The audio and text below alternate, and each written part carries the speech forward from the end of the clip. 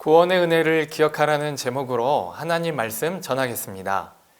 빌레몬서는 신약에서 가장 짧은 서신입니다. 헬라어 단어 333개로 구성된 아주 짧은 편지입니다. 짧은 내용이지만 하나님께서 인간에게 베푸신 이 놀라운 은혜가 어떻게 흘러가는지 잘 나타나 있는 편지입니다. 편지에 등장하는 이 핵심 인물은 바울, 이 빌레몬, 이 오네시모인데요. 이 시간 짧은 시간이지만 이 세 명의 인물을 중심으로 이 말씀에 나타난 하나님의 이 선하신 뜻과 이 구원의 은혜를 발견해내는 귀한 시간 되기를 소망합니다. 먼저 이 편지 서두에 이 수신자와 발신자를 명확하게 밝히고 있는데요. 이 1절, 2절 말씀입니다. 제가 한번 읽겠습니다. 그리스도 예수를 위하여 갇힌 자 된 바울과 및 형제 디모데는 우리의 사랑을 받는 자요 동역자인 빌레몬과 이 자매 아비아와 우리와 함께 병사된 아키뽀와 내 집에 있는 교회에 편지하노니. 아멘. 이 편지 등장인물 중에 이 핵심 인물은 이 바울과 빌레몬, 그리고 이 빌레몬의 종이었던 이 오네시모입니다. 먼저 편지의 이 수신자를 확인해 보면 이 편지를 쓴 사람은 바울입니다. 이 신약 성경에는 이 바울의 편지가 13편 있습니다. 바울은 이 다른 편지에서는 쓰지 않았던 이 한 가지 표현을 이 편지에서 기록하고 있습니다. 1절에서 이 바울은 자신을 갇힌 자라고 묘사하고 있습니다. 이 갇힌 자라는 이 바울의 이 자기 묘사에는 이 편지의 큰 줄거리에 대한 이 복선이 담겨 있습니다. 바울은 이 복음을 전하는 여정의 끝에 지금은 이 로마의 가택연금 상태에 있고 이 갇혀 있는 동안 이 복음을 전하면서 생겨난 이 에피소드가 담겨 있는 편지입니다. 편지를 받는 사람은 이 빌레몬과 이 속한 교회의 성도들인데요. 본 서신에서는 이 빌레몬이 어떤 사람인지 구체적으로 이 많은 정보를 주고 있지는 않지만 이 본문에 나타난 이 몇 가지 표현을 통해 이 빌레몬이 어떤 사람인지를 확인할 수 있는데요. 우리가 읽었던 이 바울의 문안 인사에는 이 내 집에 있는 교회, 내 집에 있는 교회에 편지한다고 이 기록하는 것으로 봤을 때 이 빌레몬은 이 자기 집안에 이 많은 사람을 초대해서 예배할 수 있는 그런 이 큰 공간이 있는 이 부유한 그런 사람이었음을 알 수 있습니다. 그리고 이 4절과 이 7절 사이에는 이 빌레몬이 이 어떤 사람인지를 말해주고 있는데요. 이 5절에 보시면 이 빌레몬은 이 예수님과 모든 성도님에 대한 이 사랑과 이 믿음이 있다는 것을 확인할 수 있고요. 이 성도님들이 빌레몬을 통해 평안함을 얻었다고 바울은 말하고 있습니다. 이를 통해 바울은 큰 기쁨과 위로를 얻었다고 또한 그렇게 고백하고 있습니다. 정리하면 이 빌레몬은 부유한 사람이요, 사랑이 많고 이 믿음이 좋은 사람, 이 다른 사람에게 평안함을 주고 위로를 주는 그런 사람임을 여기에서 확인할 수 있었습니다. 그렇다면 이 바울은 왜 빌레몬에게 편지를 썼을까요? 바울이 빌레몬에게 편지를 쓴 이유, 그 기록 목적은 이 오네시모라는 사람 때문이었습니다. 10절 말씀에 바울은 이 오네시모를 갇힌 중에 낳은 아들, 이 갇힌 중에 낳은 아들이라고 말합니다. 이 바울이 전한 복음을 듣고 회심하여 주님을 만난 사람이었습니다. 그런데 문제가 있습니다. 이 오네시모는 이 빌레몬의 종이었습니다. 11절 말씀을 통해 우리가 짐작해 볼 수 있는 것은 그는 이 빌레몬에게 무익한 사람이었습니다. 여기서 무익하다는 것은 해를 끼쳤다. 해를 끼쳤다는 말로도 해석할 수 있습니다. 18절 말씀에서 이 바울이 불의한 행동을 했거나 이 손해를 끼친 것이 있다면 내 앞으로 계산하라는 말을 통해서도 우리는 이 오네시모가 이 주인이었던 빌레몬에게 어떤 손해를 끼쳤다는 것을 우리는 짐작해 볼 수가 있습니다.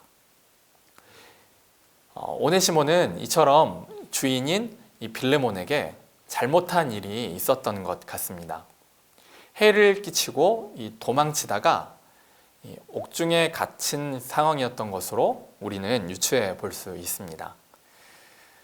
고대 로마 시대에는 이처럼 노예가 도망치는 일이 빈번한 일이었습니다. 당시 노예제도에서는 이 도망친 노예를 주인이 죽여도 이상하지 않는 그런 일이었습니다. 이것은 주인에게 있는 당연한 권리였기 때문인데요.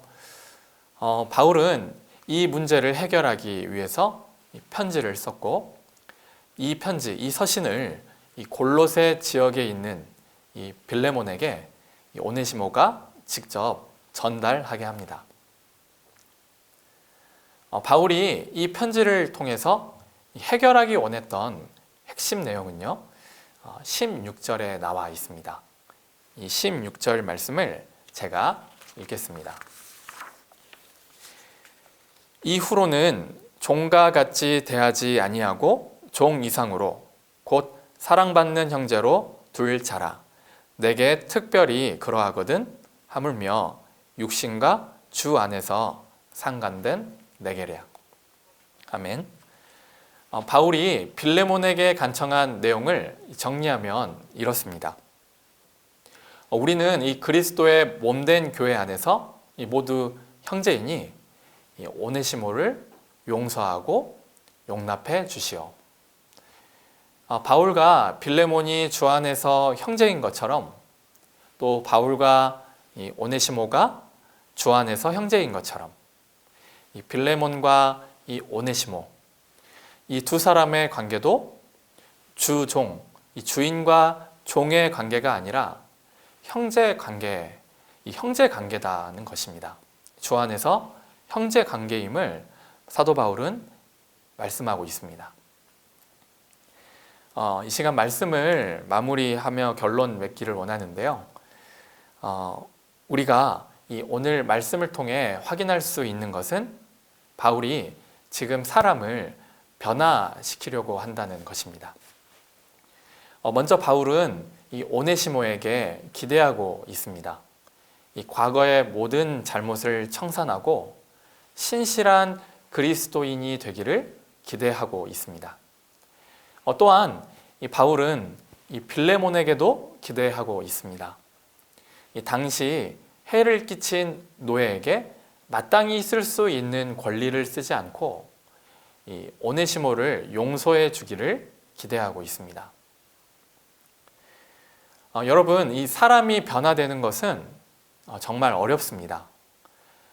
세상은 사람은 결국 변화될 수 없을 것이라고 말합니다. 신앙인들도 때로는 이 사람이 변화되는 것에 사람이 변하는 것에 대해서 회의적입니다. 타고난 천성, 그리고 기질, 그리고 성향은 변하지 않는다고 말합니다. 이처럼 우리는 이 사람에게 아무런 기대조차 하지 않고 살아갈 때가 참 많이 있습니다. 그러나 여러분, 이 하나님이 베푸신 놀라운 은혜를 경험한 사람은 변화될 수 있습니다. 이것이 오늘 본문이 우리에게 주는 가장 큰 메시지입니다.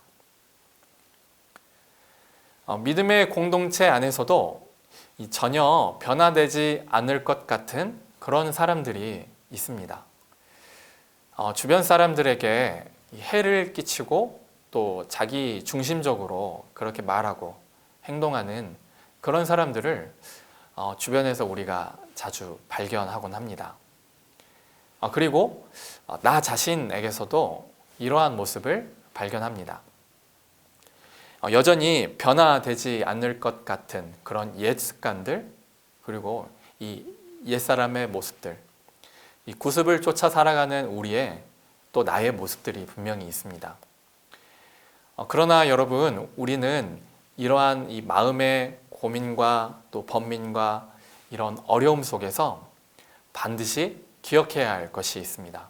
그것은 바로 우리 예수 그리스도이십니다.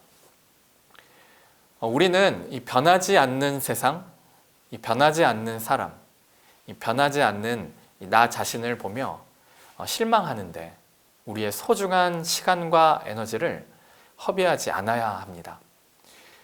무익한 우리에게, 그리고 무가치한 우리에게 먼저 찾아오셔서 우리를 환대해 주시고 구원의 은혜를 베풀어 주신 중보자 예수 그리스도를 우리는 기억해야 합니다.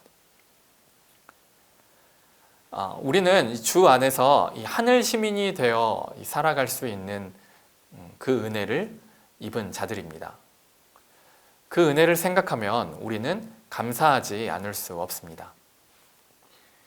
우리 안에 이 생동하는 이 구원의 은혜와 이 기쁨, 그리고 이 생명력이 이 나를 변화시키고 이 주변을 변화시키고 이웃을 섬기고 환대하는 그러한 삶으로 살아가게 하실 것입니다. 그 은혜를 기억하며 이 시간 한번 다 같이 기도했으면 좋겠습니다. 주님, 우리를 변화시켜 주옵소서. 주님, 이 구원의 은혜를 기억하며 이웃을 환대하고 섬기는 일에 우리를 사용하여 주옵소서. 이 시간 다 함께 하나님 앞에 기도하겠습니다. 기도합니다.